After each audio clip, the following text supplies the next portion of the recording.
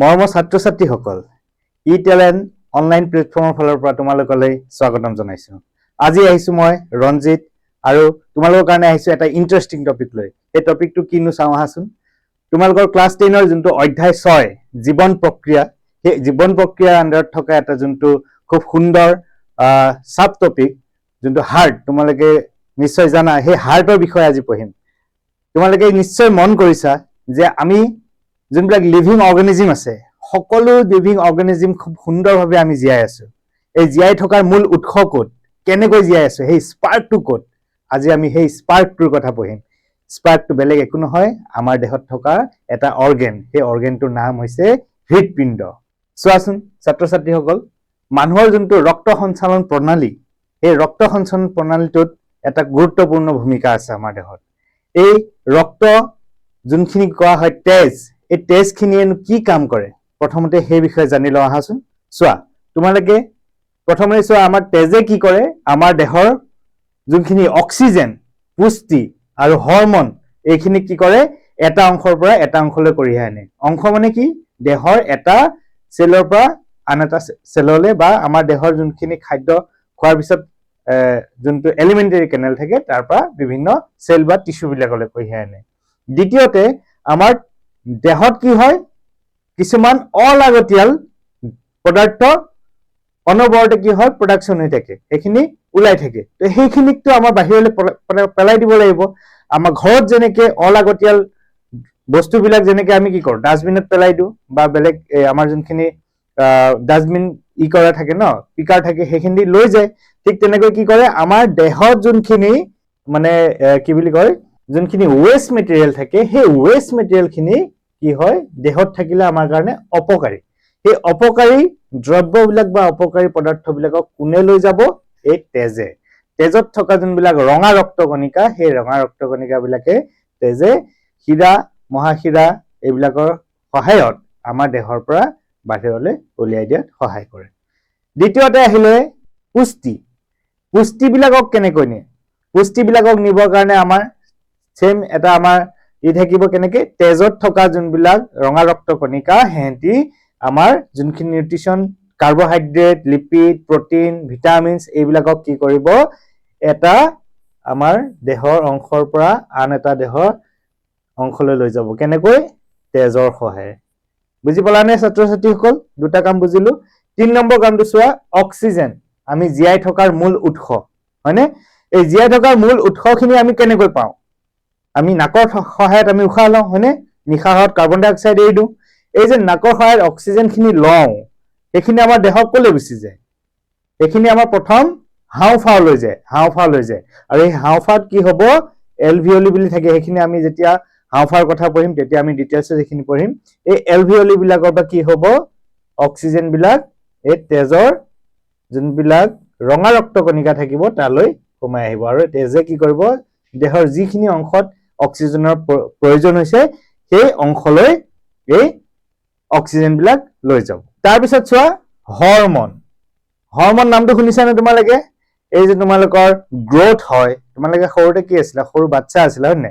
লাহে লাহে ডাঙৰ হৈ আছে, এতিয়া ক্লাছ 1, 2, 3 কে গৈ পেলাই তোমালোকে ক্লাছ 10 পাইছাগে। এতিয়া এই যে তোমালোকৰ দেহৰ গ্ৰোথ যোনটো হৈছে, বাঢ়ি আহিছে, তোমালোকৰ বিভিন্ন ধৰণৰ হৰমনছ বিলাকৰ ডেভেলপমেণ্ট হৈছে, সেইবিলাককো কোনে কঢ়িয়াই নিয়ে, সেইখিনিকো কঢ়িয়াই নিয়ে এই তেজে, তেজত থকা এই কণিকাবিলাকে, ৰক্ত কণিকাবিলাকে।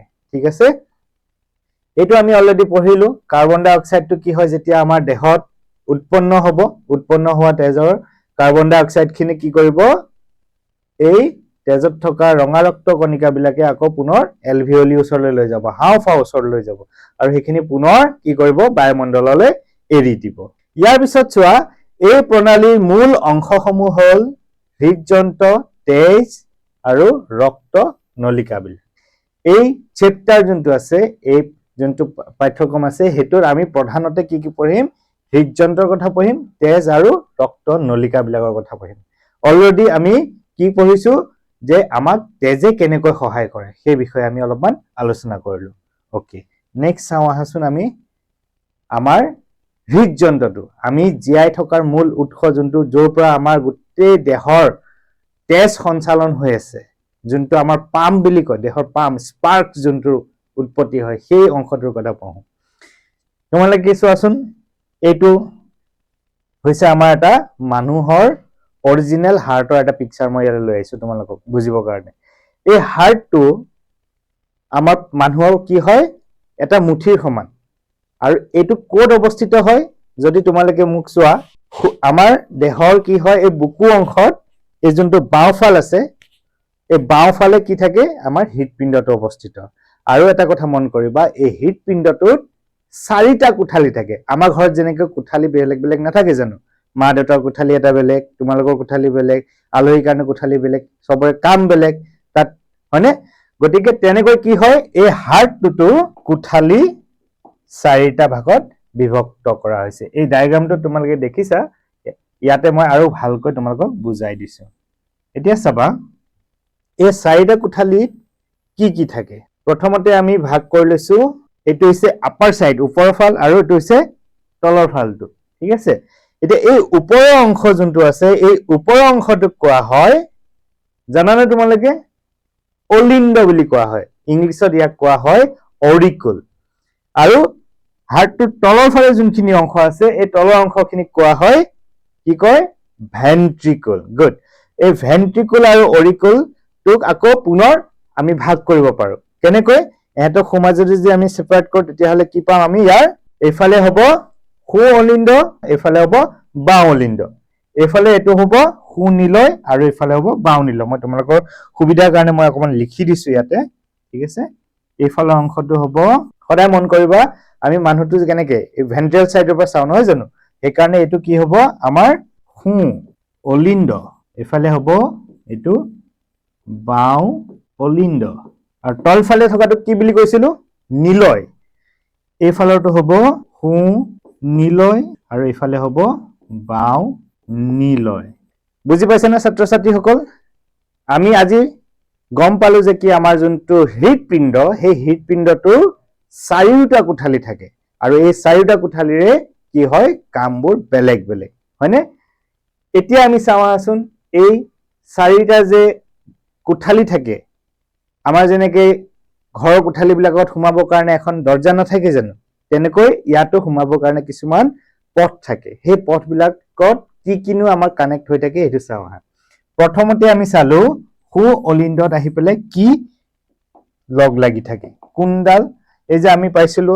আগৰখন হেৰিয়াত দেখিছানে ৰক্তনলিকা এই ৰক্তনলিকা কোনবিলাক জয়েন হৈ থাকে সেইখিনি আমি পঢ়ো প্ৰথমতে চোৱা সু অলিন্দত আহি পেলাই এডাল ৰক্ত নলিকা আহি ওপেন হয় দেখিছানে এই ডায়াগ্ৰামটোত এডালক কোৱা হয় শিৰা ইয়াক কোৱা হয় শিৰা আৰু ইয়াৰ পৰা এডাল কি হ'ব এই যোনটো নিলয় আছিল সু নিলয়ৰ পৰা এডাল কি হৈছে এনেকুৱা কেপিলে ওলাই গৈছে এডাল গৈছে কি কৰ পৰা নিলয়ৰ পৰা গৈছে হেডালক কি বুলি ক'ব ক্লোম ধমনী ইয়াতে লিখা আছে চোৱা ক্লোম ধমনী আৰু এতিয়া নেক্সট যদি আমি চাও ইয়াৰ বাওঁফালে প্ৰথম যোনটো অলিন্দ আছে এই অলিন্দটোলে কিছুমান শিৰা সোমাই আহিছে এইবিলাক শিৰা এই শিৰাবিলাক সোমাই আহিছে ইয়াৰ বিষয়ে অকমান পিছতকৈ আমি ডিটেইলছত পঢ়িম কৰ পৰা আহিছে কেনেকৈ আহিছে এই শিৰাবিলাকক কোৱা হয় ক্লোম শিৰা এটা কথা মন কৰিবা সদায়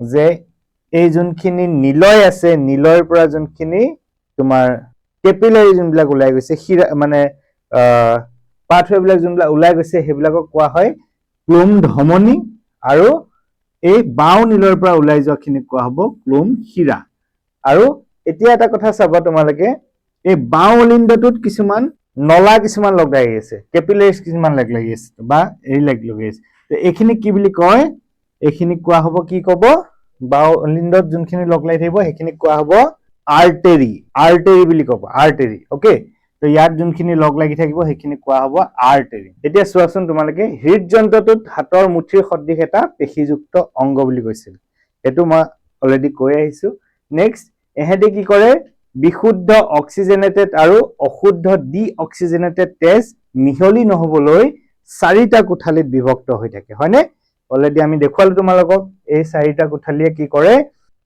হাৰ্ট বা আমাৰ হৃদপিণ্ডত যোনখিনি তেজ যায় এই তেজখিনি কি হয় মিক্স হ'ব নিদিয়ে গম পাইছেনে যদি মিক্স হৈ গ'লহেঁতেন কি হ'লহেঁতেন বাৰু? মিক্স হৈ যোৱাহেঁতেন আমি মানুহবোৰ জীয়াই থাকিব নোৱাৰিলোহেঁতেন। এইখিনিৰ পিছত আমি চাওঁ ওপৰৰ কোঠালি দুটাক অলিন্দ বুলি কয়। হয়, ওপৰৰ এই দুটা কোঠালিক অলিন্দ বুলি কয়। এইফালৰ যোনটো আছে সেইটোক সোঁ অলিন্দ কয় আৰু এইটো হৈছে বাওঁ অলিন্দ। ইয়াৰ পিছত আহিলে তলৰ কোঠালি দুটাক নিলয় বুলি কয়। ইয়েছ, তলফালে যোনটো আছে সোঁ নিলয় আৰু বাওঁ নিলয়।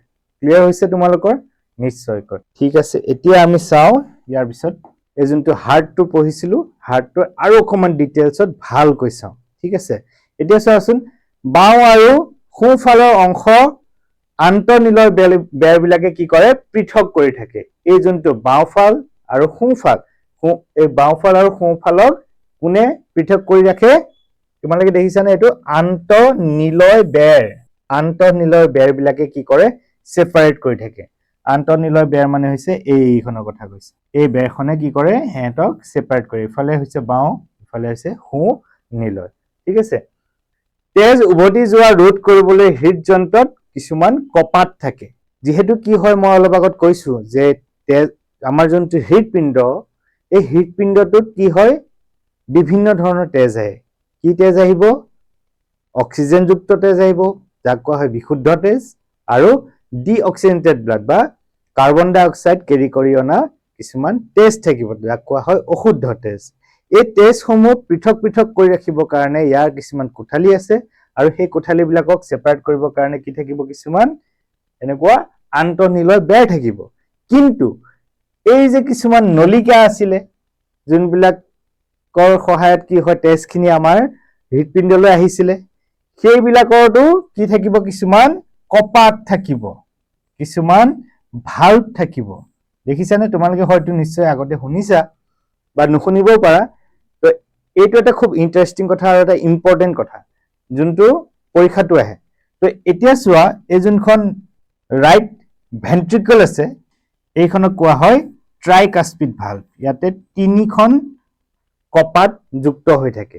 কাৰ কাৰ মাজত? ৰাইট এট্ৰিয়াম আৰু ৰাইট ভেন্ট্ৰিকলৰ মাজত দেই। আৰু এহেঁতি কি কৰে? এই কপাটবিলাকে কি কৰে? এই যে সোঁ অলিন্দৰ পৰা যোনখিনি কাৰ্বন ডাই অক্সাইড যুক্ত তেজ, সেই তেজখিনিক এই সোঁ নিলয়লৈ সোমোৱাত সহায় কৰে। ইয়াৰ পৰা কি কৰিব? ইয়াৰ পৰা তেজসমূহ ইয়াতে সোমোৱাত সহায় কৰিব। কিন্তু এটা কথা মনত ৰাখিবা, কিন্তু এই যোনটো সুনিলয় আছে, সুনিলয়ৰ পৰা অহাৰ পিছত তেজখিনি কি কৰিব? অপজিট চাইডে যাব নোৱাৰিব। এহেঁতি ৰাইট ভেন্ট্ৰিকলৰ পৰা ৰাইট এট্ৰিয়ামলৈ আৰু তেজ ঘূৰি যাব নোৱাৰিব। এই যোনটো আটাইতকৈ ডাঙৰ কথা, এহেঁতক কোনে বাধা দিয়ে? এই কপাটখনে। এই যোনখন ট্ৰাইকাস্পিড ভাল্ভ আছে, ট্ৰাইকাস্পিড ভাল্ভখনে কি কৰিব? ৰাইট ভেন্ট্ৰিকলৰ পৰা ৰাইট এট্ৰিয়ামলৈ তেজখিনি আকৌ উভতনি মাৰিবলৈ নিদিব, মানে উভতাই যাবলৈ বাধা দিব। বুজি পাইছা? ঠিক সেইদৰে এই যোনটো লেফ্ট এট্ৰিয়াম আৰু লেফ্ট ভেন্ট্ৰিকল আছে, লেফ্ট এট্ৰিয়ামটোক অসমীয়াত কোৱা হয় বাওঁ অলিন্দ আৰু বাওঁ নিলয়। তো এই বাওঁ অলিন্দ আৰু বাওঁ নিলয়ৰ মাজতো কি আছে? এখন এনেকুৱা কপাট আছে। এই কপাটখনত কি আছে? তাতো কিছুমান ভাল্ভ আছে। ঠিক আছে, তো এই ভাল্ভখনতো কি হয়? বাওঁ অলিন্দৰ পৰা তেজখিনি বাওঁ নিলয়লৈ আহিবলৈ দিব। ইয়াত বিশুদ্ধ তেজ মানে অক্সিজেনযুক্ত তেজখিনি বাওঁ অলিন্দৰ পৰা বাওঁ নিলয়লৈ আহিব দিব, কিন্তু বাওঁ নিলয়ৰ পৰা অক্সিজেনযুক্ত তেজখিনি আকৌ ঘূৰি যাবলৈ নিদিব। বুজি পাইছানে ছাত্ৰ ছাত্ৰীসকল? কি কলো? যে যোনকেইখন কপাট আছে, কপাটকেইখনে কেৱল তেজখিনি অলিন্দৰ পৰা নিলয়লৈ সোমাবলৈ সুবিধাহে কৰি দিব, নিলয়ৰ পৰা অলিন্দলৈ কিন্তু ঘূৰি যাবলৈ নিদিয়ে। এইটো মনত ৰাখিব। ঠিক আছে, নেক্সটটো চোৱা। অলিন্দৰ পৰা তেজ নিলয়লৈ আহে আৰু নিলয়ৰ পৰা তেজ দেহৰ বিভিন্ন অংশলৈ পাম্পৰ সহায়ত পাম্প কৰি পেলাই কি কৰে? উলিয়াই দিয়া হয়। বুজি পাইছানে? যে কি হয়, এই হাৰ্টলৈ যেতিয়া তেজখিনি আহে, তেজখিনি অহাৰ পিছত যোনবিলাক নিলয় থাকে, সেই নিলয়ৰ পৰা দেহৰ বিভিন্ন অংশলৈ কি হ'ব? তেজখিনি গুচি যাব। অলিন্দকেইটাই কি কৰিব? প্ৰথম তেজখিনি অহাৰ পিছত সিহঁতি একচেপ্ট কৰিব, সিহঁতে লৈ ল'ব। তাৰপিছত সেইখিনিক বেলেগ বেলেগ অঞ্চললৈ পঠাই দিব। শেষৰ পইণ্টটো চোৱা। নিলয়ৰ বেৰখন অতি ডাঠ, অলিন্দতকৈ ডাঠ হয়। কিয় ডাঠ হয়? মই ইয়াৰ নেক্সট শ্লাইডখনত বুজাই দিম ভালকৈ। কি হ'লে এই যোনখিনি অলিন্দ আছে, ইহঁততকৈ কি হয় নিলয় গিটাই বেছি প্ৰেছাৰ ক্ৰিয়েট কৰি পেলাই তেজখিনি আমাৰ দেহৰ বিভিন্ন টিস্যু যোনবিলাক শিৰা পেশী বা আমাৰ যোনবিলাক পেশী কলা আছে বা আমাৰ যোনবিলাক কোষ আছে সেইবিলাকলৈ পঠাই দিব লগা হয় সেইকাৰণে কি হয় এই নিলয়ৰ যোনখন আৱৰণ সেইখন অকমান ডাঠ থাকে সিহঁতৰ বেৰখন থাকে কি ডাঠ থাকে এতিয়া চাওঁ আহা আটাইতকৈ ইম্পৰ্টেণ্ট কথাটো হৈছে এইখন এই পিকচাৰখন যদি ভালকৈ তোমালোকে মন কৰা ইয়াত কি দেখিছা প্ৰথমতে চাওঁ আমি হাওঁফাওৰ পৰা তেজ অক্সিজেনযুক্ত হৈ অলিন্দ আৰু বায়ুমণ্ডললৈ সমগ্ৰ দেহলৈকে যায় আৰু কি হয় দেহৰ পৰা কাৰ্বন ডাই অক্সাইডযুক্ত তেজ সুঅলিন্দ আৰু সুনিলয় হৈ পুনৰ হাওঁফাওত প্ৰৱেশ কৰে এই কথাটো মই প্ৰথম স্লাইডখনতে অকমান আওৰাইছিলো ঠিক আছে এইখিনি আমি চাই লওঁ কেনেকৈ হয় এতিয়া তোমালোকে চোৱাচোন ছাত্ৰ ছাত্ৰীসকল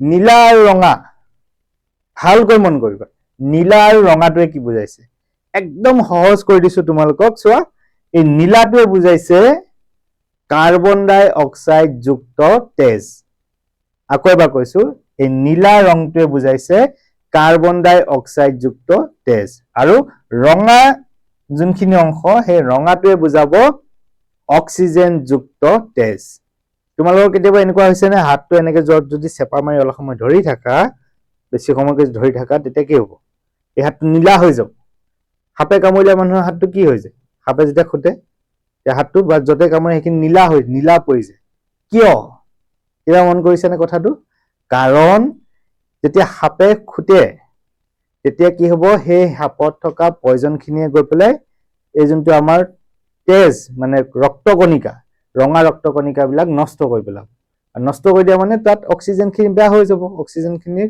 কাম নাইকিয়া হৈ যাব অক্সিজেন নাইকিয়া হোৱাৰ লগে লগে তাত এই অংশটো নীলা হৈ যাব বুজি পাইছানে কিন্তু যদি আমাৰ অক্সিজেন থাকে আমাৰ জেনেৰেলি যদি চাওঁ আমাৰ যোনবিলাক হেৰি আছে সেইখিনি সদায় ৰঙা থাকে আমাৰ যে তেজ ওলাই হেৰি হয় সেইখিনি কি হয় ৰঙা হয় নহয় দ্যাট মিন্স সেইখিনি কাৰ্বন ডাই অক্সাইড যুক্ত তেজ এতিয়া চোৱা তোমালোকে অলৰেডি হৃদপিণ্ডৰ কথা অলপ আগত পঢ়ি আহিছা হৃদপিণ্ডটোত 4টা কোঠালি থাকে বুলি অলৰেডি আমি গম পাইছো হয়নে এই ওপৰৰ অংশ ভাগ হৈছে অলিন্দ তলৰ অংশ ভাগ হৈছে নিলয় এতিয়া এই ওপৰৰ যোনখিনি অলিন্দ আছে হয়নে এইখিনি কোৱা হয় সুঅলিন্দ এইফালৰখিনি সুঅলিন্দ বুলি কয় আৰু এইখিনি বায়ুমণ্ডল এই সুঅলিন্দলৈ যোনখিনি কাৰ্বন ডাই অক্সাইড যুক্ত তেজ এতিয়া কাৰ্বন ডাই যুক্ত তেজখিনিনো আহিলে কৰবা সেইটো আমি জানিব লাগিব প্ৰথম আমাৰ দেহত অনবৰতে কি হৈ থাকে তেজৰ এক্সচেঞ্জ হৈ থাকে মানে আমাৰ কাৰ্বন ডাই অক্সাইড যুক্ত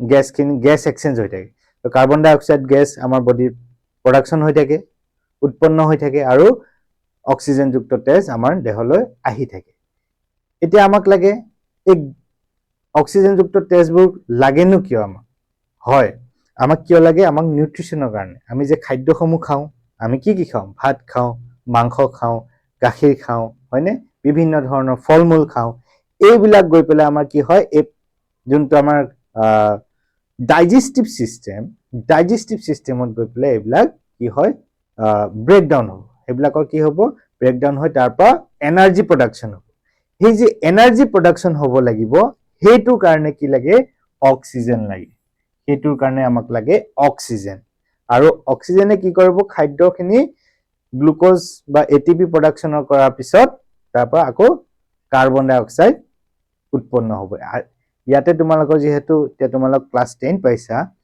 ইমান বহুতখিনি ডিটেইলছ বুজাই দিলে হয়তো খেলিমেলি লাগিব প্ৰথম ক্লাছতে আমি পিছলৈ ইয়াৰ অলপ ডিটেইলছত যাম হয়নে তো এতিয়া চোৱাচোন এই যেতিয়া আমি খাদ্যখিনি খালো খাদ্যখিনি খোৱাৰ পিছত যেতিয়া আমাৰ এটিপি আৰু গ্লুকোজ প্ৰডাকশ্যন হৈ গ'ল তাৰ পিছত কি হ'ব বাই প্ৰডাক্ট হিচাপে আমাৰ কি ওলাব কাৰ্বন ডাই অক্সাইড প্ৰডাকশ্যন হ'ব এই কাৰ্বন ডাই অক্সাইডখিনি কি কৰিব আমাৰ তেজত থকা ৰঙা ৰক্তকণিকাই এহঁতক ল'ব লৈ পেলাই কি কৰিব এই মহাশিৰাৰ সহায়ত আনি পেলাই আমাৰ ক'ত লৈ আহিব সুঅলিন্দলৈ লৈ আহিব এই সুঅলিন্দলৈ অনাৰ পিছত কি হ'ব ইয়াত যোনখন তিনি যুক্ত কপাট ট্ৰাইকাস্পিড ভালভ বুলি কৈছিলো এই ভালভৰ সহায়ত এই সুনিলয়লৈ সেই তেজখিনি গুচি যাব ইয়াৰ পৰা কি হ'ব সুনিলয়লৈ তেজখিনি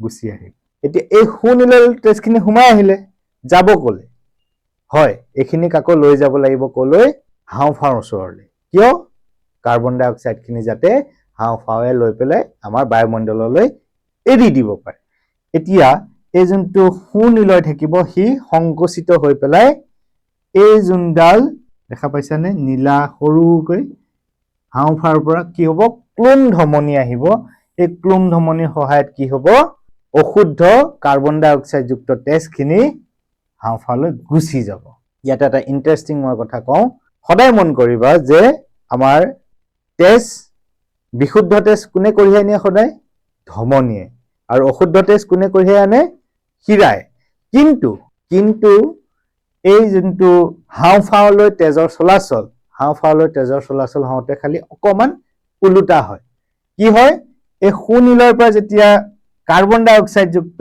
তেজখিনি হাওঁফাওঁলৈ লৈ যায় সেইখিনি কোনে নিব ক্লোম ধমনীয়ে লৈ যাব ক্লোম ধমনী মনত ৰাখিবা জেনেৰেলি কি হয় শিৰাই কাৰ্বন ডাই অক্সাইড যুক্ত তেজ লৈ আহে কিন্তু ক্লোম ধমনীয়ে কি কৰিব কাৰ্বন ডাই অক্সাইড যুক্ত তেজ হাওঁফাওঁলৈ লৈ গুচি যাব ক্লিয়াৰ হৈছে ওকে এতিয়া চোৱা এই ক্লোম ধমনীলৈ যে যাব ক্লোম ধমনীয়ে যে হাওঁফাওঁলৈ লৈ যাব কি হয় হাওঁফাওঁত এই কাৰ্বন ডাই অক্সাইড বিলাক এৰি দিব আৰু ইয়াৰ পৰা কি লৈ ল'ব বায়ুমণ্ডলৰ পৰা অক্সিজেন লৈ ল'ব এই ৰঙা ৰক্ত কণিকা যোনে লৈ গৈছিলে হেঁতে লৈ ল'ব ঠিক আছে তো অক্সিজেন লৈ লোৱাৰ লগে লগে কি হ'ব হেঁতি পুনৰ আমাৰ হাৰ্টলৈ গুচি আহিব হাৰ্টক ক'লৈ আহিব বাওঁ অলিণ্ডলৈ আহিব আৰু এই বাওঁ অলিণ্ডলৈ অক্সিজেনযুক্ত তেজখিনি কোনে কঢ়িয়াই আনিব ক্লোম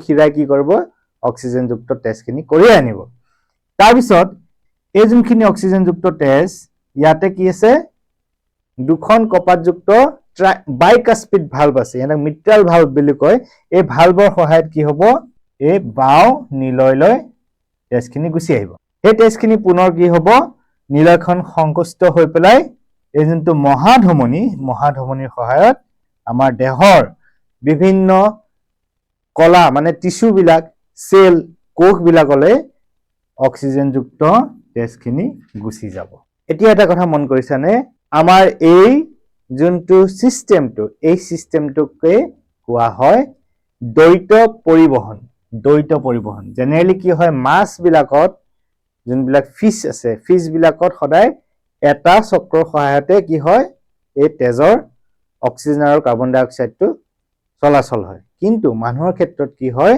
এই তেজ দুটা পৰিবহনৰ সহায়ত আমাৰ দেহৰ বিভিন্ন অংশলৈ গৈ থাকে এবাৰ কি হয় হাৰ্টৰ পৰা হাওঁফাওঁলৈ যায় হাওঁফাওঁৰ পৰা হাৰ্টলৈ আহে তাৰপিছত হাৰ্টৰ পৰা আকৌ দেহৰ বিভিন্ন অংশলৈ যায় দেহৰ বিভিন্ন অংশৰ পৰা আকৌ কাৰ্বন ডাই অক্সাইড যুক্ত তেজ লৈ আকৌ পুনৰ হাৰ্টলৈ আহে তো এই যোনটো প্ৰসেস বাৰে বাৰে ৰিপিটেডলি হৈ থাকে এই প্ৰসেসটোকে কোৱা হয় দ্বৈত পৰিবহন এইটো খুব ইম্পৰ্টেন্ট এটা টপিক যোনটো আমাৰ পৰীক্ষাত সঘনাই আহি থাকে পৰীক্ষাত আহি থকা কিছুমান টপিকৰ ভিতৰত এইটো এটা যে প্ৰথমটো হৈছে কি হৃদযন্ত্ৰ কি হয় হৃদযন্ত্ৰৰ কোঠালি কি তাত কি শিৰা উপশিৰা বা ধমনী বিলাক আছে সেইখিনি কোৱেশ্চন আহে লগতে দ্বৈত পৰিবহন কি হয় আৰু দ্বৈত পৰিবহনত কেনেকৈ আমাৰ তেজ চলাচল হয় এই প্ৰশ্নটো খুব সঘনাই আহি থকা দেখা পায় তো আজি ভাবিছো তোমালোকে এই ক্লাছটো থ্ৰু দি তোমালোকে এই দ্বৈত পৰিবহনৰ এইটো কনসেপ্টটো ক্লিয়াৰ হৈছে